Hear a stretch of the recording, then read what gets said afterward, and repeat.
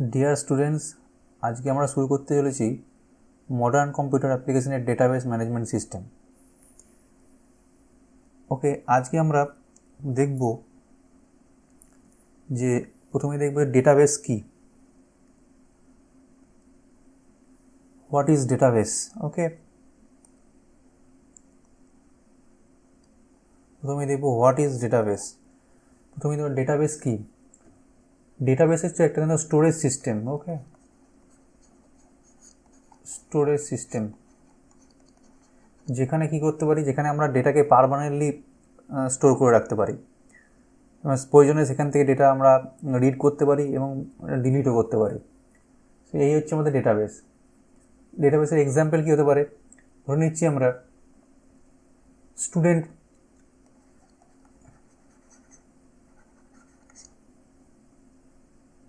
Management system.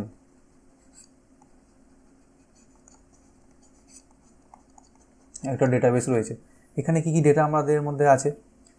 স্টুডেন্টের কী কী data থাকতে পারে, স্টুডেন্টের নেম থাকতে পারে, রোল থাকতে পারে, অ্যাড্রেস থাকতে পারে, ফোন নাম্বার থাকতে পারে। তো এই সমস্ত ইনফরমেশনগুলো আমরা স্টুডেন্ট ম্যানেজমেন্ট সিস্টেমের মধ্যে আমরা স্টোর করে রাখতে পারি। এবার দেখব হোয়াট ইজ ডিবিএমএস। ডিবিএমএসের ফুল ফর্ম হচ্ছে ডেটাবেস ম্যানেজমেন্ট সিস্টেম। ডিবিএমএসকে আমরা যদি ডিভাইড করি, এখানে ছিল দুটো পার্ট, একটা হচ্ছে ডেটাবেস পার্ট,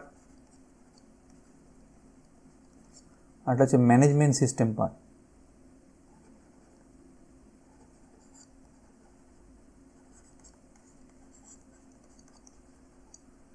সুতরাং ডিবিএমএস হচ্ছে ডেটাবেস প্লাস ম্যানেজমেন্ট, এই দুটোকে যদি আমরা একসাথে যোগ করি, এই দুটোকে মিলে হচ্ছে ডেটাবেস ম্যানেজমেন্ট সিস্টেম। অর্থাৎ ডেটাবেসগুলোকে আমরা কীভাবে ম্যানেজ করব যে কোনো সফটওয়্যার দিয়ে, সেটি হচ্ছে আমাদের ডেটাবেস ম্যানেজমেন্ট সিস্টেম। তাহলে ডেটাবেস ম্যানেজমেন্ট সিস্টেম এমন একটা সফটওয়্যার যার থ্রু দিয়ে আমরা বিভিন্ন ডেটাবেসগুলোকে দক্ষতার সঙ্গে অ্যাক্সেস করতে পারি, ডেটা ইনসারশন করতে পারি, তাদের মধ্যে রিলেশনশিপ তৈরি করতে পারি এবং সেখান থেকে ডেটা প্রয়োজনে ডিলিটও করতে পারি। তো এই হচ্ছে আমাদের ডেটাবেস ম্যানেজমেন্ট সিস্টেম। এক্সাম্পল কী হতে পারে, ধরো আমি বললাম যে এটা সফটওয়্যার কি ওরাকেল 9i বা 11i, এগুলো হচ্ছে ভার্সন। MySQL, তোমাদের সিলেবাসে আছে MS অ্যাক্সেস, এগুলো সবই কিন্তু আমাদের ডেটাবেস ম্যানেজমেন্ট সিস্টেমের এক্সাম্পল।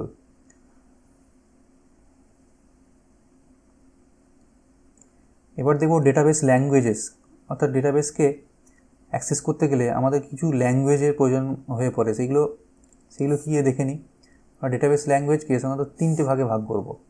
এক হচ্ছে ডেটা ডেফিনেশন ল্যাঙ্গুয়েজ বা DDL, নেক্সট হচ্ছে DML বা data manipulation language, next DCL বা data control language. Data definition language কী ধরনের কমান্ডের সঙ্গে ডিল করে, এগুলো মূলত ডেটাবেস স্ট্রাকচারের সঙ্গে ডিল করে। অর্থাৎ ডেটাবেস স্ট্রাকচার তৈরি করতে বা স্ট্রাকচারকে চেঞ্জ করতে গেলে বা তার স্ট্রাকচার কিছু নাম পরিবর্তন করলে আমাদের DDL কাজে লাগে। তো DDL কী ধরনের কমান্ড ইউজ করা হয়, প্রথম হচ্ছে ক্রিয়েটের কাজ হচ্ছে আমাদের যে কোনো একটা টেবিল তৈরি করতে গেলে আমাদের ক্রিয়েট কমান্ডের কাজে লাগে, বা ডেটাবেস স্ট্রাকচার তৈরি করতে গেলে আমাদের ক্রিয়েট কমান্ডের কাজে লাগে। নেক্সট দেখব ড্রপ কমান্ড। ড্রপ কমান্ডের কাজ কি? ড্রপ কমান্ড হচ্ছে কোনো ডেটাবেস থেকে আমরা যদি আমরা ডেটাবেস থেকে আমরা ডিলিট করতে চাই পারমানেন্টলি, সেক্ষেত্রে আমরা ড্রপ কমান্ডের কাজে লাগে। নেক্সট হচ্ছে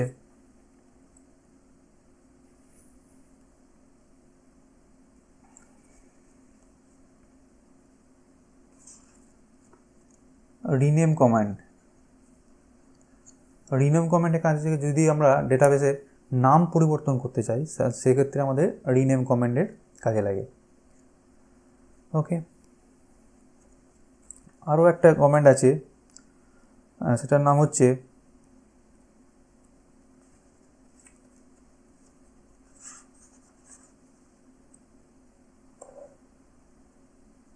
অল্টার কমেন্টের কাজ হচ্ছে ধর ডেটাবেস তৈরি হওয়ার পর পরবর্তীকালে আমরা যদি কোনো ফিল্ড অ্যাড করতে যাই বা কোনো ডেটাবেসের স্ট্রাকচারে পরিবর্তন, যে কোনো ধরনের পরিবর্তন করতে হয়, সেক্ষেত্রে আমাদের অল্টার কমেন্টের কাজে লাগবে। সুতরাং আমরা দেখতে পেলাম যে ক্রিয়েট কমেন্টের সাহায্যে ডেটাবেস তৈরি করতে পারবো, ড্রপ কমেন্টের সাহায্যে আমরা ডেটাবেসকে পার্মানেন্টলি ডিলিট করতে পারবো, মুছে দিতে পারবো। রিনেম কমেন্টের সাহায্যে আমরা কী করতে পারবো, ডেটাবেস স্ট্রাকচারের নাম পরিবর্তন করতে পারবো। আর অল্টার কমেন্টের সাহায্যে আমরা ডেটাবেসে কোনো পরিবর্তন করতে চাইলে করতে পারবো। ডিএমএল কি, ডেটা ম্যানিপুলেশন ল্যাঙ্গুয়েজ, অর্থাৎ কোনো ডেটাবেসকে অ্যাক্সেস করতে গেলে বা ডেটাবেসকে রিড করতে গেলে এই সময় ডেটা ম্যানিপুলেশন ল্যাঙ্গুয়েজের প্রয়োজন হতে পারে। কী কী কমেন্ট আছে এখানে যে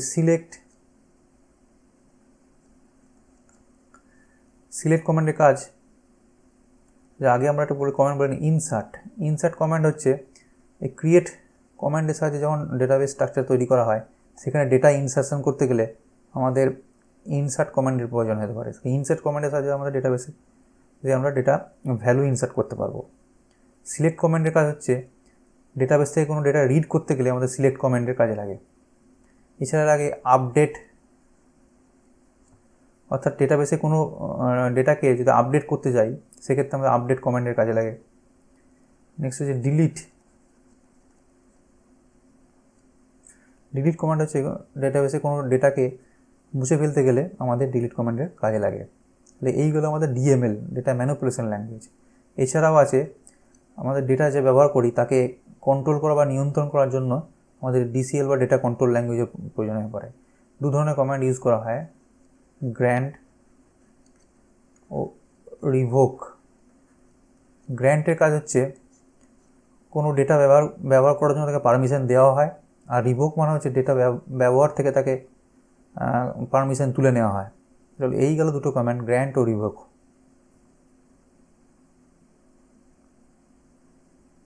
এবার কিছু ডেফিনেশন আমরা ডেটাবেসের সঙ্গে রিলেটেড কিছু ডেফিনেশন সম্বন্ধে আমরা জেনে নেব। প্রথমেও দেখে নেব ডেটা ডিকশনারি। ডেটা ডিকশনারি কি? ডিকশনারি বলতে আমরা বোঝায় যে এখানে যে ডেটাবেসের যে সমস্ত ডেটাবেস ম্যানেজমেন্ট সিস্টেমে যে সমস্ত ডেটাবেসগুলো থাকবে তার একটা কমপ্লিট লিস্ট থাকবে, সেইগুলো বইয়ের ইন্ডেক্সের আকারে আমাদের সঞ্চিত থাকবে। সেখানে টেবিলের নাম, ডেটাবেসের নাম, তার সঙ্গে রেকর্ড সংখ্যা, কবে ক্রিয়েট করা হয়েছিল, সেই সমস্ত রিলেটেড ইনফরমেশনগুলো আমাদের পাওয়া যেতে পারে। সেটা ডেটা ডিকশনারি। মেটাডেটা কি?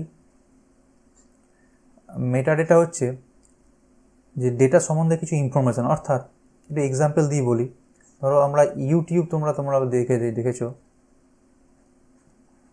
ইউটিউবে আমাদের ভিডিও দেখার সময় নিচে দেখতে পারো এটা শর্ট ডেসক্রিপশান থাকে।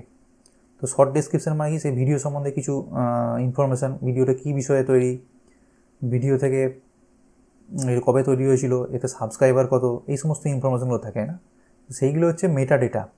অর্থাৎ কোনো বিষয় সম্বন্ধে, কোনো ডেটা সম্বন্ধে একটা শর্ট ডেসক্রিপশান দেওয়া থাকে। অথবা ক্যামেরায় যখন তোমরা ফটোগ্রাফি করো সেক্ষেত্রে ক্যামেরা তোলার পর কবে ফটোশ্যুট করা হয়েছিল, সঙ্গে তার ফোকাল লেন্থ কত, অ্যাপারচার সাইজ কত, এই সমস্ত ডেটা ইনফরমেশন অলরেডি ইনসারশন হয়ে যায়। তো এইগুলি হচ্ছে আমাদের মেটা ডেটা। নেক্সট দেখব ডেটাবেস স্কিমা। ডেটাবেস স্কিমা বলতে ডেটাবেস স্ট্রাকচারকে বোঝায়। ডেটাবেস স্ট্রাকচার বলতে ধরো আমরা স্টুডেন্ট বলে একটা ডেটাবেস বানাবো। তো এই স্ট্রাকচার তৈরি করতে হলে কী থাকবে, ধরো নেম, রোল, ফোন নাম্বার, তো এইগুলো হচ্ছে আমাদের ফিল্ডগুলো দরকার। তো এইগুলোকে বলছে ডেটাবেস স্কিমা। সুতরাং database schema name, role, phone number, এইগুলো নিয়ে আমাদের স্টুডেন্ট ডেটাবেসটা তৈরি হচ্ছে। তো এটা হচ্ছে ডেটাবেস স্কিম, বা এটা ডেটাবেস স্ট্রাকচার বা ডেটাবেস স্কিমা। ডেটাবেস ইনস্ট্যান্স কি? ডেটাবেস ইনস্ট্যান্স হচ্ছে একটা কোনো সময় ডেটাবেসের মধ্যে যে সমস্ত ইনফরমেশান স্টোর থাকে বা স্ট্যাটাস, সেটাকেই বলা হচ্ছে ডেটাবেস ইনস্ট্যান্স। ধরো কোনো একটা সময় ডেটাবেসের মধ্যে একটা স্টুডেন্টের নাম আছে, রোল আছে, এবং একটা ফোন নাম্বার একটা লেখা আছে।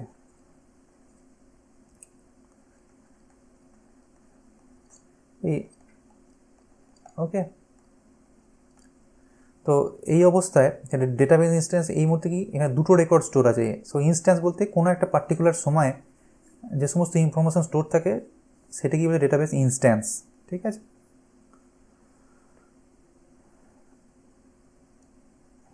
এবার দেখো ডেটাবেস অ্যাডমিনিস্ট্রেটর। ডেটাবেস অ্যাডমিনিস্ট্রেটর বলতে এমন একজন ব্যক্তিকে বোঝায় যে টোটাল ডেটাবেসটাকে হ্যান্ডলিং করে বা ডেটাবেসটাকে কন্ট্রোল করে। যেমন রেলওয়ে রিজার্ভেশন সিস্টেমে আমাদের কি হয়,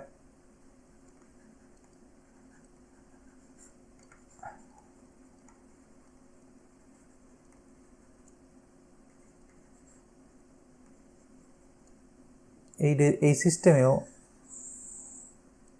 একজন অ্যাডমিনিস্ট্রেটর থাকবে, তার হাতে সমস্ত কিছু পাওয়ার দেওয়া থাকে। তো সে কী করতে পারে, সে প্রয়োজনে টিকিট ক্যান্সেলও করতে পারে। সে দেখতে পারে যে একটা সময় কতগুলো ডেটা ইনসারশন হচ্ছে, কতগুলো রেলওয়ে টিকিট বুকিং হচ্ছে, কী ক্যান্সেলেশন হচ্ছে, সমস্ত কিছু কন্ট্রোল করতে পারে। তো ডেটাবেস অ্যাডমিনিস্ট্রেটর এমন এক ব্যক্তি যে ডেটাবেসের সফটওয়্যার থ্রু দিয়ে বিভিন্ন ডেটাকে অ্যাক্সেস করতে পারবে, প্রয়োজনীয় ডেটা ডিলিট করতে পারবে এবং অ্যাক্সেস কন্ট্রোল করতে পারে।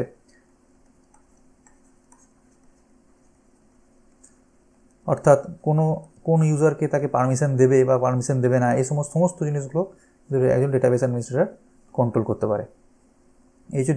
এই হচ্ছে ডেটাবেস অ্যাডমিনিস্ট্রেটরের কাজ। নেক্সট দেখে নেব এনটিটি। What is entity?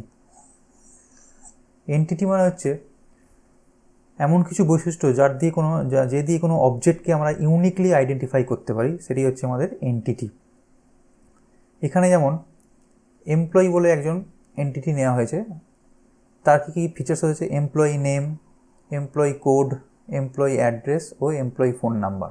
সুতরাং এই সমস্ত এগুলোকে বলে অ্যাট্রিবিউটস। এই সমস্ত অ্যাট্রিবিউটসগুলো দিয়ে আমরা এই এমপ্লয়ি অবজেক্টটাকে আমরা আইডেন্টিফাই করতে পারি। সুতরাং এমপ্লয়ি হচ্ছে এখানে এনটিটি। সিমিলারলি স্টুডেন্টের ক্ষেত্রেও তাই, স্টুডেন্ট একটা এনটিটি, কারণ স্টুডেন্টকে দিয়ে আমরা কী কী ইনফরমেশান পাই, স্টুডেন্টের নেম থাকে, রোল থাকে, অ্যাড্রেস থাকতে পারে, আরও কিছু ইনফরমেশান থাকতে পারে। সুতরাং এই সমস্ত ইনফরমেশানগুলো দিয়ে আমরা এটা স্টুডেন্টকে ইউনিকলি আইডেন্টিফাই করতে পারি। সো ইউনিকলি আইডেন্টিফাই, এটা হচ্ছে মেন ফিচার্স অফ এনটিটির।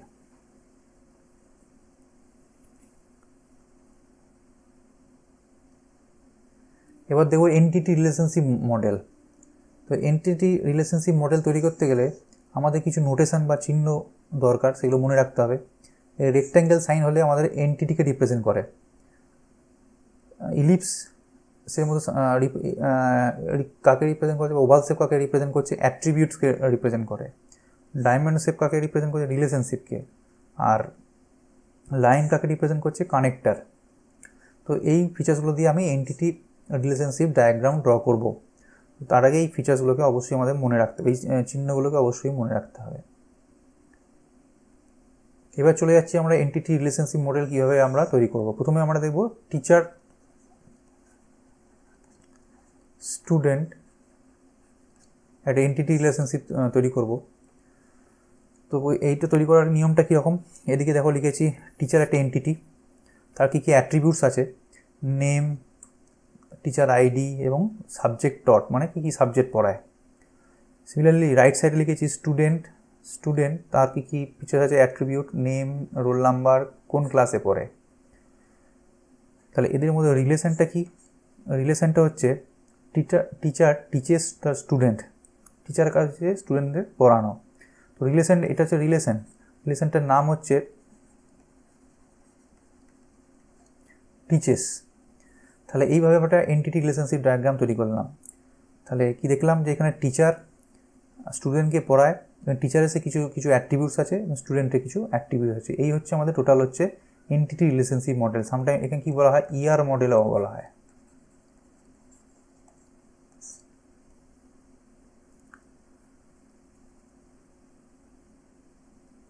এবার দেখে নেব ডেটাবেস রিলেশনশিপ ডেটাবেস রিলেশনশিপ 3 ধরনের হয়, one to one, one to many এবং many to many.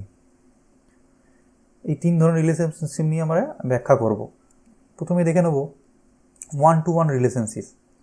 One to one relationship মানে কীরকম? ধরে নিচ্ছি এখানে এ বলে একটা এন্টিটি আছে এবং এখানে বি বলে একটা এন্টিটি আছে। কী হবে? এর প্রত্যেকটা এলিমেন্টের সঙ্গে বি এর করসপন্ডিং একটা এলিমেন্ট থাকবে। অর্থাৎ যদি এখানে এলিমেন্ট A1, A2 এবং A3 হয় এবং এর এলিমেন্ট যদি B1, B2, B3 হয়, তাহলে A1 B1 এর সঙ্গে করসপন্ডিং হবে, A2 B2 এর সঙ্গে রিলেশন থাকবে এবং A3 B3 সঙ্গে ম্যাপিং করবে। তো তবেই হবে ওয়ান টু ওয়ান রিলেশন। তার মানে এর একটা এলিমেন্টের সঙ্গে বি এর একটা এলিমেন্টের সঙ্গে আমাদের ম্যাপিং হবে। এই হচ্ছে আমাদের one to one relationship. Example কীরকম হতে পারে?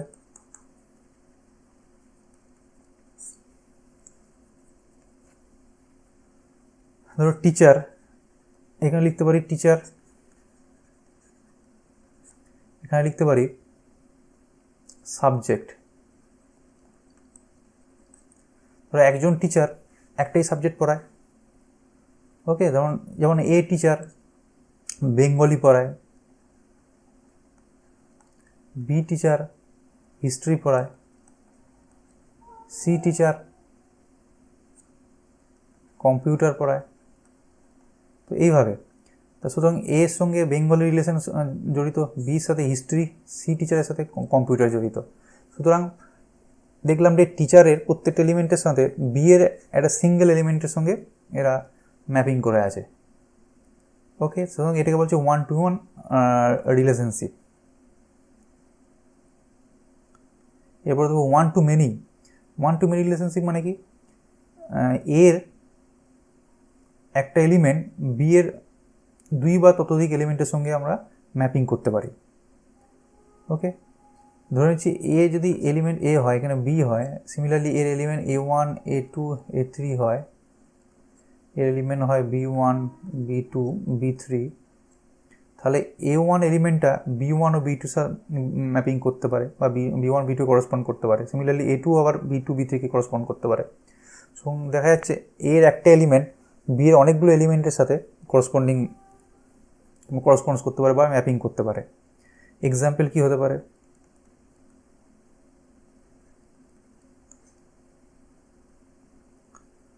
যেমন টিচার স্টুডেন্ট,